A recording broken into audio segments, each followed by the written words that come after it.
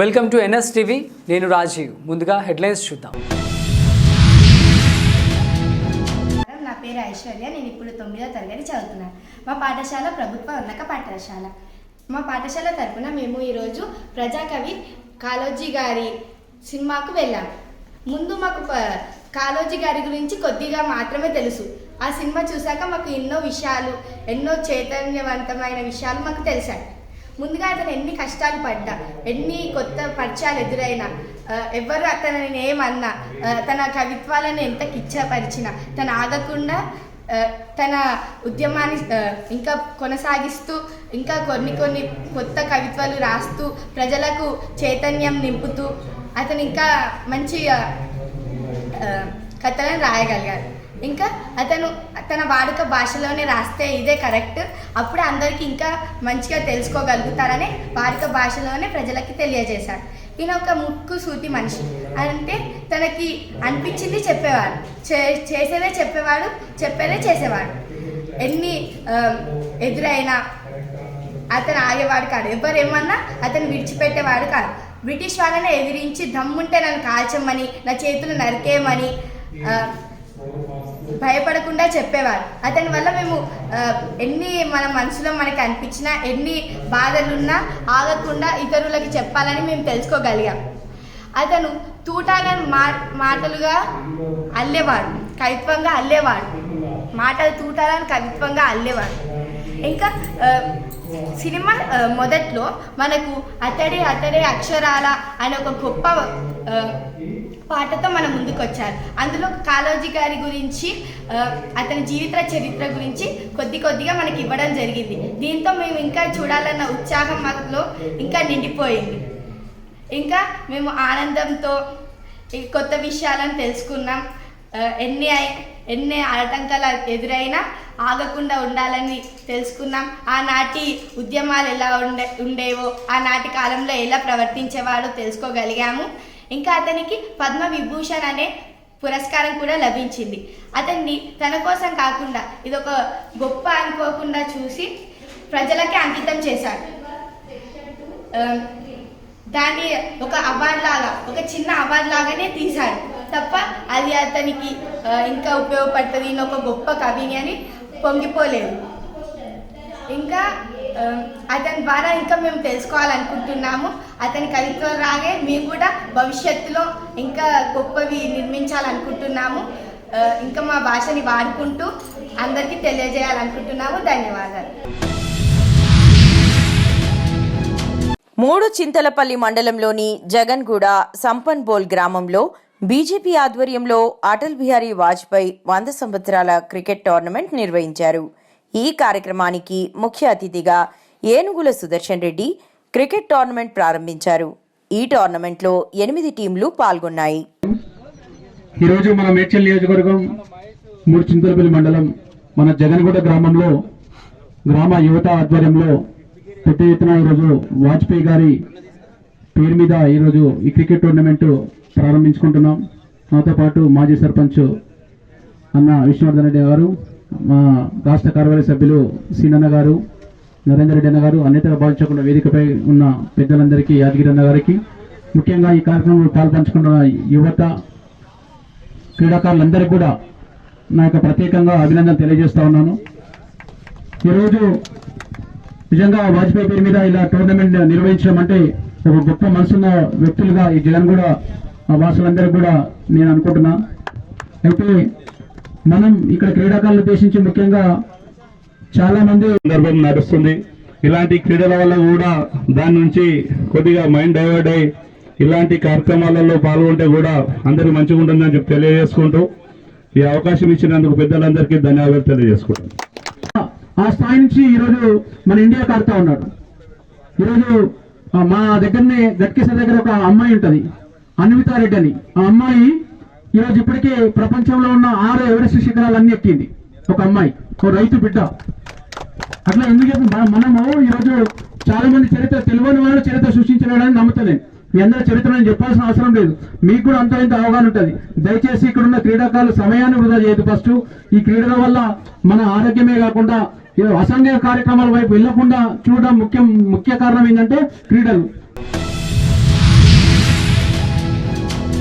అటవీ అధికారుల మెరుపు దాడులు. చిత్తూరు జిల్లాలో అర్ధరాత్రి కలప స్మగ్లర్లపై ఉక్కుపాదం. 8 ట్రాక్టర్లతో సహా కలపను సీజ్ చేసిన అటవీ అధికారులు. పూర్తి వివరాలు తెలియాల్సి ఉంది.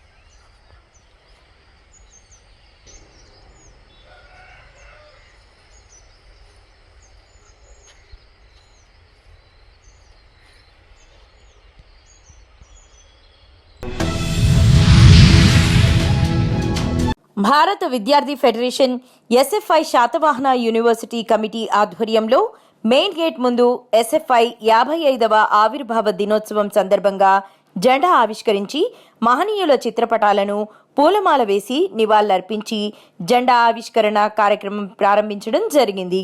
ఈ సందర్భంగా ఎస్ఎఫ్ఐ జిల్లా అధ్యక్షులు కాంపెల్లి అరవింద్ జెండా ఆవిష్కరించి ఎన్ఎస్టీవీతో మాట్లాడుతూ ఎస్ఎఫ్ఐ 55వ ఆవిర్భావ దినోత్సవం సందర్భంగా శుభాకాంక్షలు విద్యార్థులకు తెలియజేశారు. స్వాతంత్ర్యం, ప్రజాస్వామ్యం, సోషలిజం ఆశయాలుగా విద్యార్థి సంఘం ముందుకు సాగుతుందని వారు తెలియజేశారు.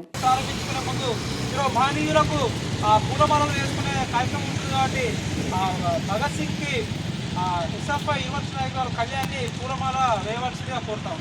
చిత్రపటాలు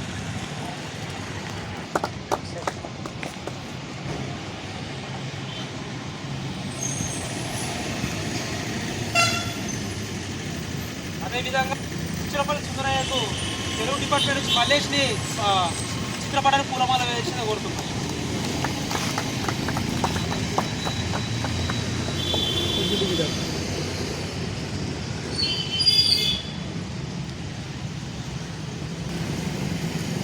అదేవిధంగా ఈ కార్యక్రమాన్ని ఉద్దేశించి ఎస్ఎఫ్ఐ యూనివర్సిటీ నాయకులు రాజును మాట్లాడాల్సిందిగా కోరుతున్నాం. ఎంతో అందరికీ ప్రత్యేక ధన్యవాదాలు.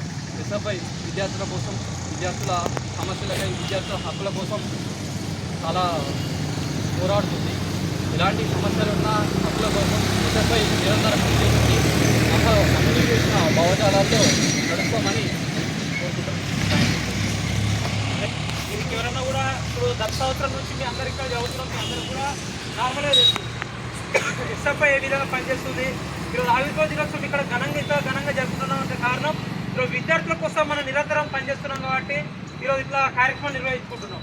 మీకు కూడా ఇంకా మీరు ఎవరైనా మాట్లాడుకుంటా కూడా ఎస్ఎఫ్ఐ ఆర్గనైజేషన్ ఏ విధంగా బలపడాలి, ఎట్లా చేస్తే బాగుంటుందని కూడా మీరు కూడా ఎవరైనా మాట్లాడాలనుకుంటే మాట్లాడాలి. ఎస్ఎఫ్ఐ జిల్లా అధ్యక్షుడు అనిల్ ఇంకోటి క్లాస్ కొట్టకండి, ఎందుకంటే లక్ష్యం ఇండిపెండెన్స్, డెమోక్రసీ, సోషలిజం. భారతదేశంలో ప్రతి ఒక్క పౌరుడికి, ప్రతి ఒక్క విద్యార్థికి ఈరోజు స్వచ్ఛమైన స్వతంత్రం కావాలి. ప్రతి ఒక్కరూ స్వేచ్ఛగా బ్రతకాలి. డెమోక్రసీలో, ప్రజాస్వామ్యంలో మన సమస్యల కోసం, ఆ సమస్యలు పరిష్కరించుకునే కోసం డెమోక్రసీలో ప్రజాస్వామ్యంగా మనం ఉండాలనే ఉద్దేశంతో ఈరోజు నిరాధారం తీసుకుంది. కాబట్టి క్లాస్ లెవెల్ ఉండకండి. జిల్లా విషయం తర్వాత తెలుగు అన్నప్పుడు అందరికీ చేయండి. ఆర్డర్ కింద చూసుకోండి. ఓకేనా?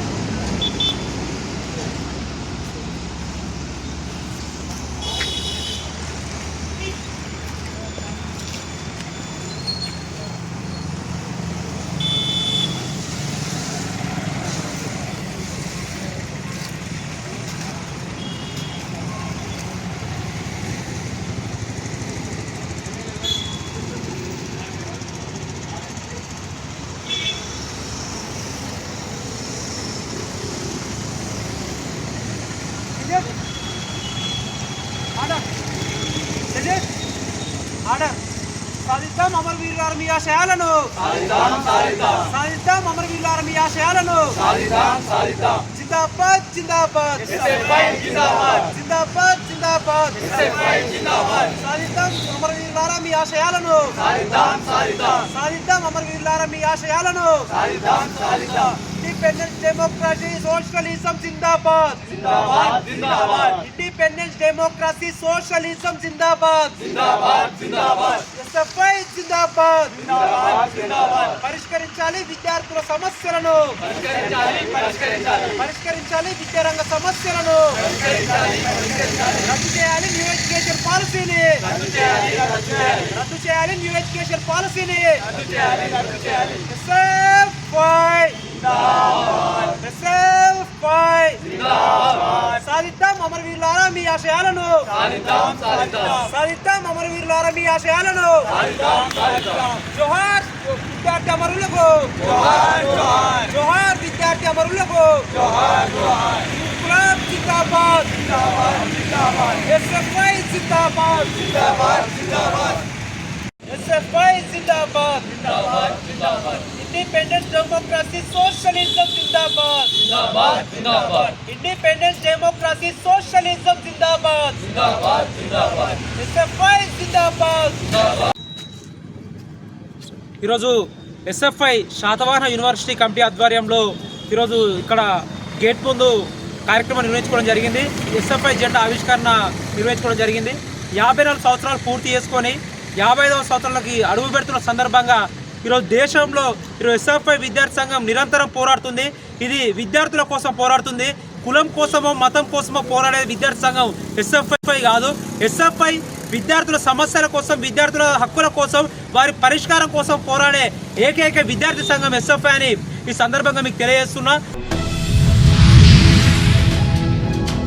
గామా ఫౌండేషన్ చారిటబుల్ ట్రస్ట్ను కరీంనగర్ జిల్లా నియోజకవర్గంలో ఈరోజు చింతకుంట గ్రామంలో గల వినాయక్ నగర్ సమ్మక్క సారక గద్దెల వద్ద ప్రారంభించడం జరిగింది. గామా ఫౌండేషన్ సీఈఓ దుర్గాప్రసాద్ ఆదేశాల మేరకు ప్రాజెక్ట్ డైరెక్టర్ జోగు పాల్ సూచనల ద్వారా ఆహార భద్రత, ఆర్థిక భద్రతలకు రిజిస్ట్రేషన్ చేసుకున్న 10 కుటుంబాలకి ఆహార భద్రతలో భాగంగా నిత్యావసర సరుకుల పంపిణీ చేయడం జరిగింది.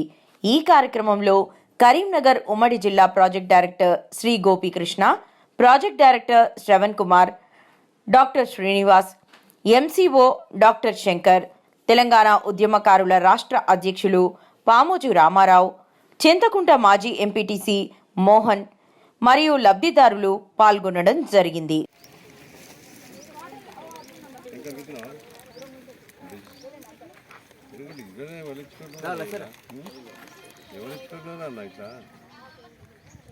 ఎవరికైనా ఉన్న గ్రామాలతో ఉపయోగపడుతుంది.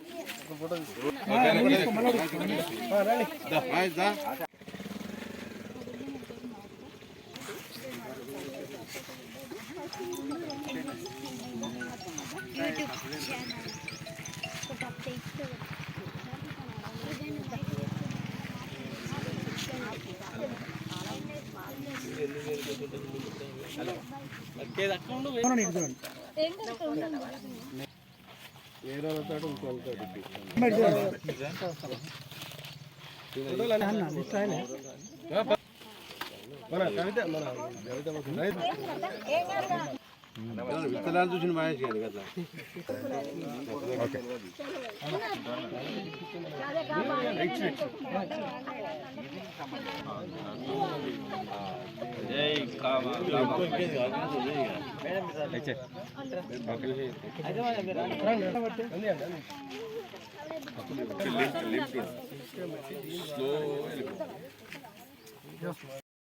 ఈరోజు చింతకుంట గ్రామంలో గల వినాయక్ నగర్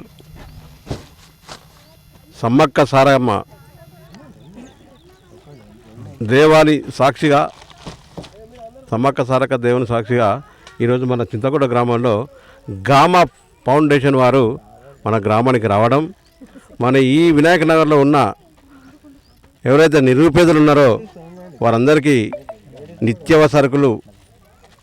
అవసర సరుకులు పంపిణీ చేయడం గామా ద్వారా ఒక చింతకుంట గ్రామ పౌరునిగా నేను గామా ఫౌండేషన్ సభ్యులందరినీ కూడా అభినందిస్తున్నాను. మరి ఈ కార్యక్రమాన్ని నేనైతే రిక్వెస్ట్ చేస్తున్నాను. వినాయక నగరే కాకుండా మా దగ్గర 10 ఆమ్లెట్స్ ఉంటాయి చింతకుంట గ్రామ పంచాయతీలో.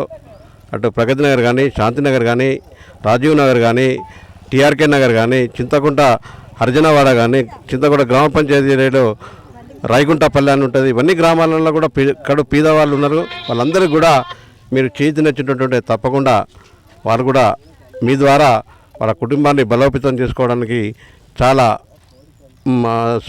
మార్గం సుగమమవుతుంది. కరీంనగర్లో ఈరోజు మన దేశ ప్రధాని గౌరవనీయులు శ్రీ నరేంద్ర మోదీ గారి 117వ మన్ కీ బాత్ కార్యక్రమం 59వ డివిజన్లోని 163వ పోలింగ్ బూత్ అధ్యక్షుడు పబ్బల ఆంజనేయులు రేడియో ద్వారా ఇక్కడి ప్రజలకు నరేంద్ర మోదీ గారి సందేశాన్ని వినిపించడం జరిగింది. ఈ కార్యక్రమానికి ముఖ్య అతిథిగా బీజేపీ జిల్లా కార్యవర్గ సభ్యులు రెడ్డి శ్రీనివాస్ వచ్చినారు.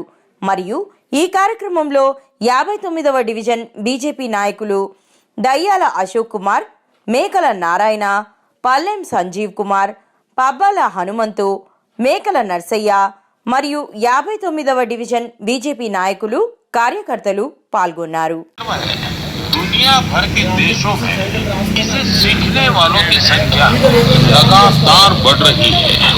पिछले महीने के आखिर में फिजी 80 वर्षों में ये पहला अवसर है जब फिजी में तमिल के ट्रेन बीजेपी जिला कार्यालय ఈరోజు మన దేశ ప్రధాని నరేంద్ర మోదీ గారు हर तरफ వినిపిస్తున్న మన్ కీ బాత్ కార్యక్రమం 163 పోలింగ్ బూత్లో రేడియో ద్వారా ఇక్కడ ప్రజలకు వినిపించడం జరుగుతుంది. Polling booth 163. ఈ 59వ డివిజన్ 163 పోలింగ్ బూత్లో ఈరోజు రేడియో ద్వారా ప్రధాని నరేంద్ర మోదీ గారు మన్ కీ బాత్ కార్యక్రమం వినిపించడం, ఇక్కడ ప్రజలకు వినిపించడం జరుగుతుంది. నిజామాబాద్ జిల్లా కేంద్రంలోని సిపిఐ కార్యాలయంలో ఆ పార్టీ నగర కార్యదర్శి ఆదివారం మీడియా సమావేశం నిర్వహించారు. నగర కార్యదర్శి వై ఓమయ్య మాట్లాడుతూ భారతదేశానికి సంపూర్ణ స్వాతంత్ర్యం కావాలని, పేద ధనిక తేడా లేని సమసమాజ స్థాపన కోసం ఏర్పడిన పార్టీ సిపిఐ అని అన్నారు. నల్గొండలో ఈ నెల 30న నిర్వహిస్తున్న పార్టీ శత జయంతి ఉత్సవాలు జయప్రదం చేయాలని వారు కోరారు. ఈ నెల 30న నల్గొండలో జరుగుతున్నటువంటి సిపిఐ పార్టీ 100 సంవత్సరాల వార్షికోత్సవ ప్రారంభ బహిరంగ సభను జయప్రదం చేయాల్సిందిగా సిపిఐ పార్టీ సభ్యులను, అభిమానులను కోరుతా ఉన్నాం. ప్రధానంగా భారతదేశానికి సంపూర్ణ స్వాతంత్ర్యం కావాలని, సమాజ స్థాపన భారతదేశంలో ఏర్పాటు చేయాలని, అదే రకంగా ఈ దేశంలో ఉన్నటువంటి పేద బడుగు బలహీన వర్గాల సంక్షేమం కోసం భారతదేశంలో సిపిఐ పార్టీని ఏర్పాటు చేయడం జరిగింది. ప్రజాకవి వరంగల్ శ్రీనివాస్ రాసిన 100 ఏళ్ల నా ఊరు గేయ కావ్యం రికార్డు కోసం ఈ నెల 30న నిజామాబాద్లో ఉమ్మడి జిల్లా వ్యాప్తంగా కళాకారుల ఎంపిక పోటీలో ఉంటాయని గాయకురాలు రేలా గంగా తెలిపారు. ఆయన రాసిన గేయ కావ్యం 243 రచనలను 243 మంది కళాకారులతో పాట రికార్డ్ చేయనున్నట్లు చెప్పారు. రాష్ట్రంలోని ప్రతి జిల్లాలో కళాకారుల ఎంపిక జరుగుతుందన్నారు. కళాకారులు ఈ అవకాశాన్ని వినియోగించుకోవాలన్నారు.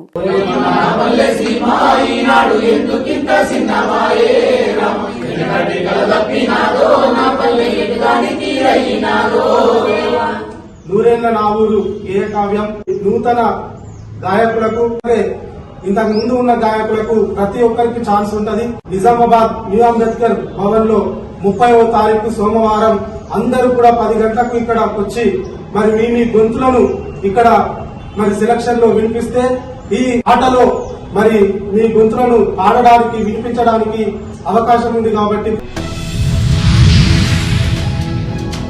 కేజీబీవీ ముందు ఆందోళన చేసి తమ పిల్లలను ఇంటికి తీసుకెళ్లిన తల్లిదండ్రులు. నిర్మల్ జిల్లా దిలావర్పూర్ మండల కేంద్రంలోని కేజీబీవీ పాఠశాలలో చదువుతున్న విద్యార్థులకు భోజనం సరిగా పెట్టడం లేదని తమ పిల్లల్ని హాస్టల్ నుంచి ఇంటికి తీసుకొని వెళ్తున్న విద్యార్థుల తల్లిదండ్రులు.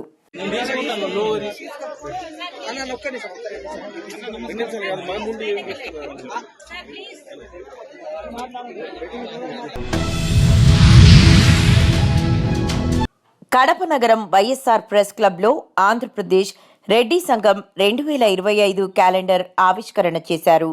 అనంతరం ఆంధ్రప్రదేశ్ రాష్ట్ర మహిళా విభాగ అధ్యక్షురాలు సుహాసిని రెడ్డి మీడియాతో మాట్లాడుతూ ఆంధ్రప్రదేశ్ రాష్ట్ర ప్రజలకు ముందస్తుగా నూతన సంవత్సర శుభాకాంక్షలు తెలియజేశారు.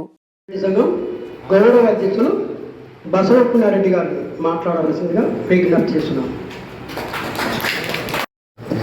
నారుపల్లి జగన్మోహన్ రెడ్డి గారు రామశేఖర రెడ్డి గారికి మన ఆంధ్రప్రదేశ్ రెడ్డి సంఘం తరఫున ప్రధాన కార్యదర్శిగా, కడప జిల్లా ప్రధాన కార్యదర్శిగా నియమించడం జరుగుతుంది ఈరోజు.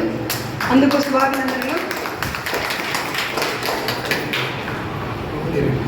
కూడా ఇందులోకి ఆహ్వానించడం జరుగుతుంది.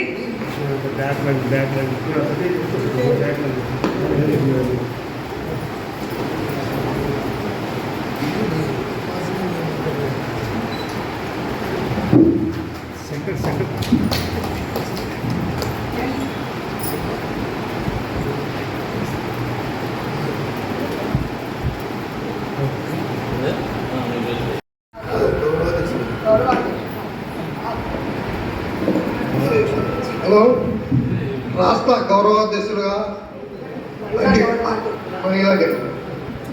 బ్రహ్మగారి మఠం మండల కేంద్రమైన బ్రహ్మగారి మఠం గ్రామానికి చెందిన గేటిపల్లి రమణిరెడ్డి గత 4 సంవత్సరాల నుంచి రెడ్డి సంఘంలో పనిచేస్తుంది. ఈమె సంఘానికి ఎంతో సేవ చేసి ఆర్థిక సహాయం కావున ఈమెను 2 నిమిషాలు మాట్లాడవలసిందిగా కోరుతున్నాను.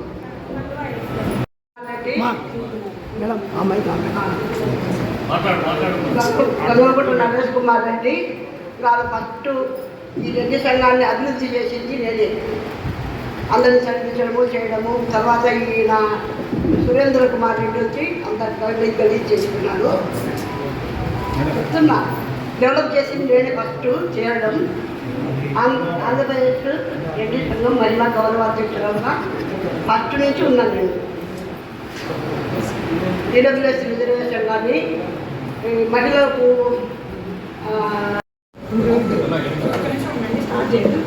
అందరూ వచ్చేసినారు. అన్న వచ్చేయండి, పైకి వచ్చేయండి.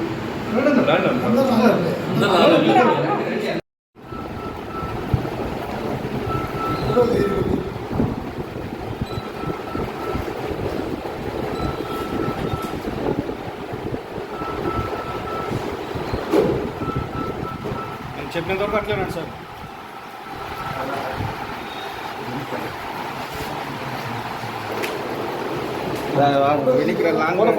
నిమిషం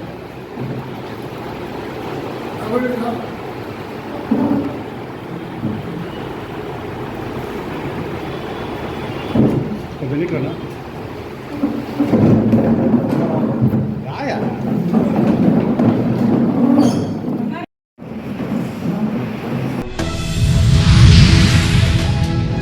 ఇటీవల కాకినాడ జిల్లా కాకినాడ ద్రోణ బ్యాడ్మింటన్ ఇండోర్ స్టేడియంలో జరిగిన జాతీయ స్థాయి కరాటే, తైక్వాండో, మార్షల్ ఆర్ట్స్ పోటీలలో డాక్టర్ బిఆర్ అంబేద్కర్, కోనసీమ జిల్లా Ravulapalem Alamuru Shri Siddhartha high school, Ravulapalem saint Patrick school విద్యార్థులు కటాస్, ఫైటింగ్ విభాగాలలో మంచి ప్రతిభను కనబర్చిన విజేతలను అభినందించారు.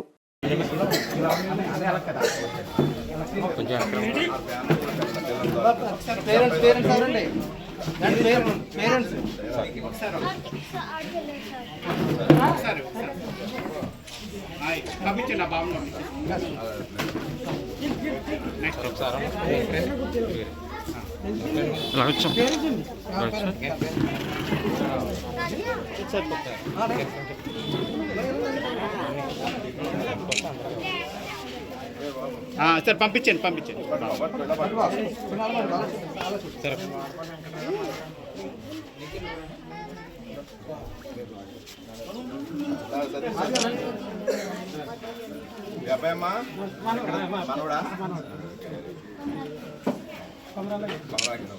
సార్ ఇటు ఒకసారి పక్కన ఓకే సార్ ఓకే సార్ ఇటు సార్ ఇటు తిరగాలి బాబు ఇటు తిరిగినా వచ్చేయండి సరిపోదు ఒకసారి ఇటు నానా ఇటు ఎలా చూడమ్మా ఇటు ఓకే ఇటు చూడు ఇలాగ ఓకే వచ్చే ఇటు చూడండి ఓకే వచ్చేయి మహి ఓకే సార్ అయిపోయింది. పేరెంట్స్ రండి. పేరెంట్స్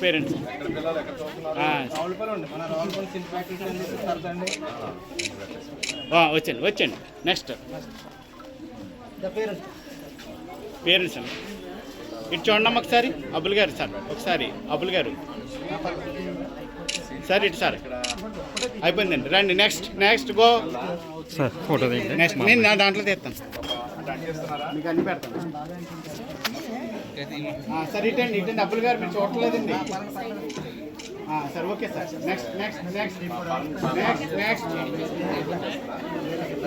నెక్స్ట్ పేరెంట్స్ నెక్స్ట్ ఇటు చూడండి అన్న ఓకే సార్ నెక్స్ట్ అబ్బుల్ గారు దగ్గర ఉండాలండి ఓకే గో ఇటు చూడు నాన్న ఇటు చూడు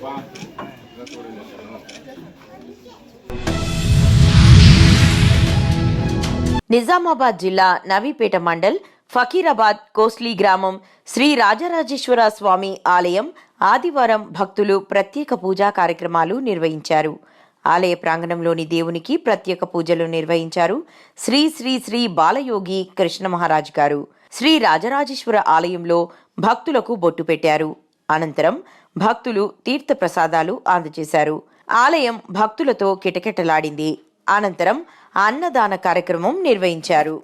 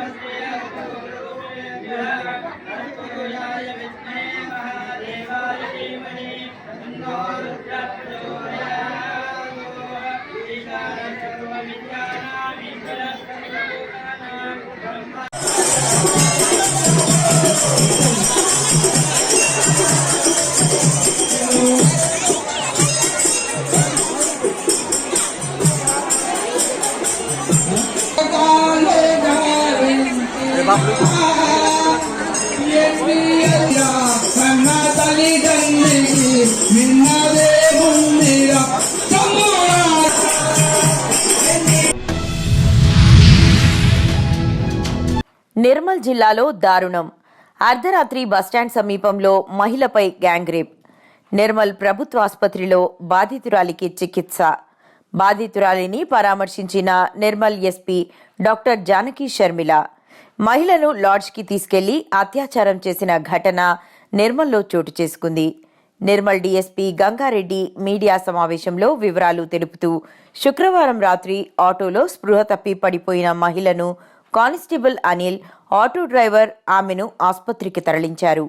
వివరాలు సేకరించగా తన భర్తతో గొడవపడి ఇంట్లోంచి వచ్చానని, బస్టాండ్లో యోగేష్ ద్వారా కళ్యాణ్ అనే వ్యక్తి పరిచయం అయ్యాడని, అతడు తనకు డబ్బు ఇస్తానని చెప్పి అత్యాచారం చేసినట్లు బాధితురాలు తెలిపింది.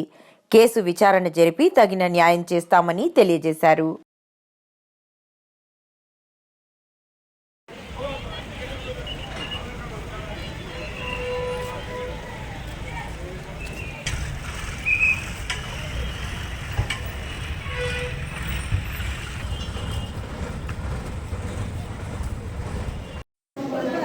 అయితే మన నిజామాబాద్కి వెళ్ళాను. పోయి అలా అక్కల ఇంట్లో చూసాక అక్కడ ఉన్నది. మరి ఏమో ఇంటికి వస్తావా రావా అని అడిగాను.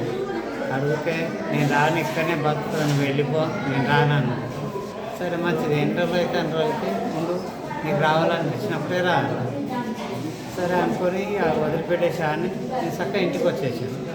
ఇంటికి వచ్చేసి నా బాబు ఉన్నాడు కదా, బాబుకి అన్నం కూర వండి పెట్టేసి ఇంటికాడ పెట్టేసి అన్నం టిఫిన్ బాక్స్ పెట్టుకొని పనికి పోయాడు.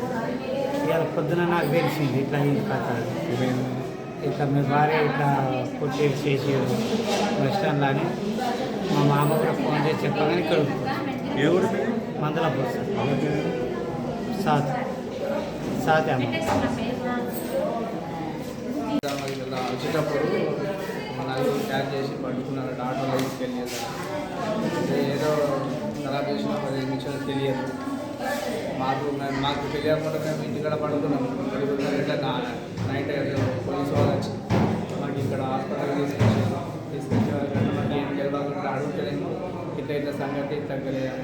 4 కూరలు వచ్చి పట్టుకెళ్ళి తాయించి ఏదో తీసుకెళ్ళండి, ఏదో తాగించి